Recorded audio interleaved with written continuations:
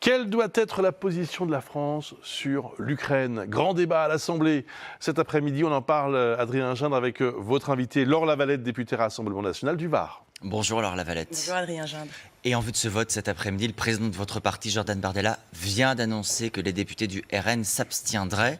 En fait, le ministre des Armées a raison, vous pratiquez le double jeu.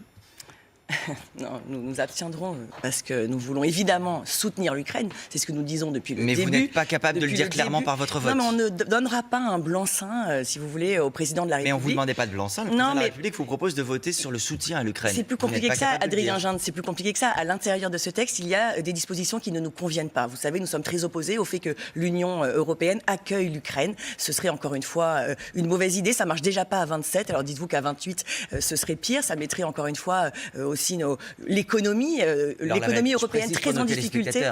Vous avez raison, le texte prévoit un soutien à l'adhésion, mais en aucune manière une adhésion. Et à l'Union européenne et à l'OTAN. Et c'est quand même dans les tuyaux, Adrien Gindre. C'est une petite musique que nous entendons. On ne parle pas d'une adhésion. Aujourd'hui, l'urgence, c'est quand même le soutien à l'Ukraine. Vous nous dites, on soutient l'Ukraine, mais vous n'êtes pas capable de voter pour. On soutient, Adrien Gindre, l'Ukraine depuis le début. Encore une fois, voilà, parce qu'il y a des lignes rouges que nous ne voulons pas franchir. Encore une fois, je vous disais, cette adhésion de l'Union européenne à l'Ukraine, à l'Union européenne, mais pas qu'à l'Union européenne, à l'OTAN aussi. Ce qui ferait de nous, de facto, une nation co-belligérante. Et soutien à l'Ukraine, oui. La guerre à la Russie, non. Et je pense que le papier du Parisien, ce matin, de Sébastien Lecornu, retrouve un peu de raison. Il est, j'allais dire, un peu moins va-t-en-guerre que ne l'est Emmanuel Macron. Sûrement parce que Sébastien Lecornu, de par son ministère aux armées, vous savez, on parle d'un enjeu. Oui, juste, mais on parle d'un enjeu très important, une guerre sur le sol européen. Le Rassemblement national aspire à gouverner la France et il n'a rien de mieux à faire que s'abstenir. Vous n'avez pas d'avis, pas de position. Adrien Gindre, c'est justement parce qu'on aspire à gouverner la France qu'on ne peut pas faire n'importe quoi, qu'on ne peut pas être un Machiavel des bacs à sable et qu'on ne peut pas être un va-t-en-guerre. Quand on est face à une guerre comme ça, il y a deux possibilités. Soit c'est la guerre, soit c'est la paix. Si c'est la guerre, il y a trois sous-possibilités. Si la Russie gagne, c'est la catastrophe. Ça veut dire que c'est la fin du droit international. C'est un message qui est envoyé qui veut dire finalement la souveraineté des peuples n'a plus d'importance.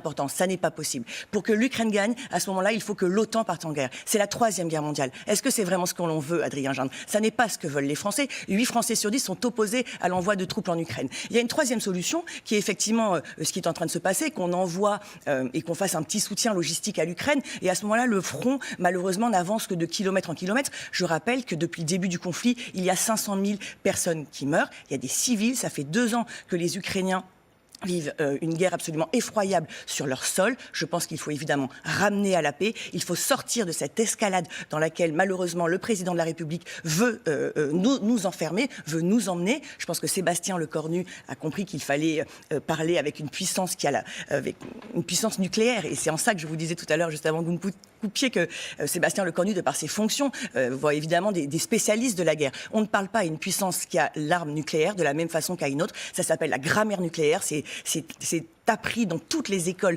d'officiers.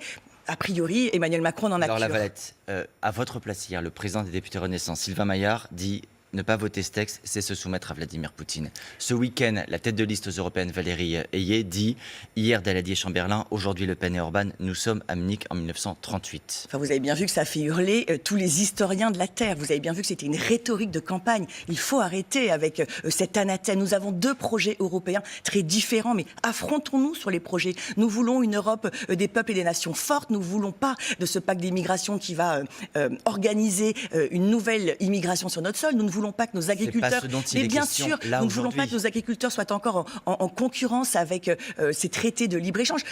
Opposons-nous sur nos projets, arrêtons l'anathème. Je pense que la question est trop importante pour que Sylvain Maillard, Valérie Hayer n'aient simplement cette obsession du RN et de jeter l'anathème et des fake news.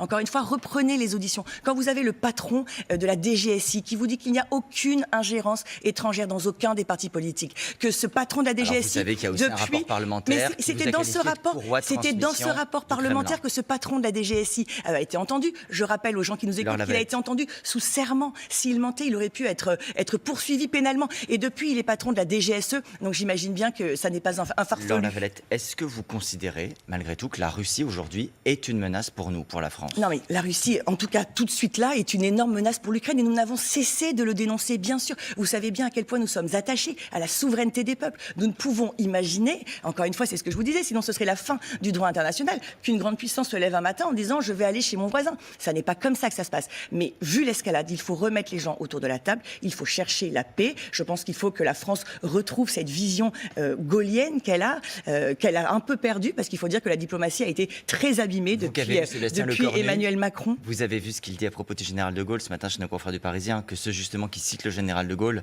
devraient savoir que jamais il n'a été dans une posture de faiblesse, que jamais il n'aurait fixé préventivement des limites à l'action de la France. Mais ça n'est pas être dans la faiblesse que de prendre un peu de hauteur et d'éviter les morts, monsieur Gindre. Il faut absolument se mettre autour de la table et trouver une sortie par la paix. Très peu de conflits armés se terminent par la capitulation ou par la victoire armée d'un autre dans le monde entier. Si cet après-midi, l'accord ne remporte pas de majorité, vous allez donc vous abstenir, vous nous l'avez expliqué. Quelle conclusion vous en tirez? Quelle conclusion devra en tirer le chef de l'État? J'en tire la conclusion que, je vous dis, il a un petit côté Machiavel des bacs à sable, quoi. Il s'énerve, il remue. Regardez, même Zelensky lui dit lui-même qu'a priori, les troupes, c'était pas à l'ordre du jour. Donc il va plus loin. Il va plus loin, j'allais dire, que ce que lui demande déjà le président ukrainien. Moi, je pense qu'on est dans rhétorique de campagne. Je pense que malheureusement, s'il n'était pas 12 points derrière Jordan Bardella, nous n'en serions pas là. C'est très inquiétant. Ça veut dire que la diplomatie devient, une arme de campagne. Ils veulent déplacer le débat des Européennes sur cette guerre, et je pense que c'est manquer de respect déjà pour le peuple ukrainien, et c'est très inquiétant pour le monde. Merci beaucoup Laure Lavalette d'avoir été à vous. l'invitée de TF1 ce matin. À la suite, c'est avec vous Bruce.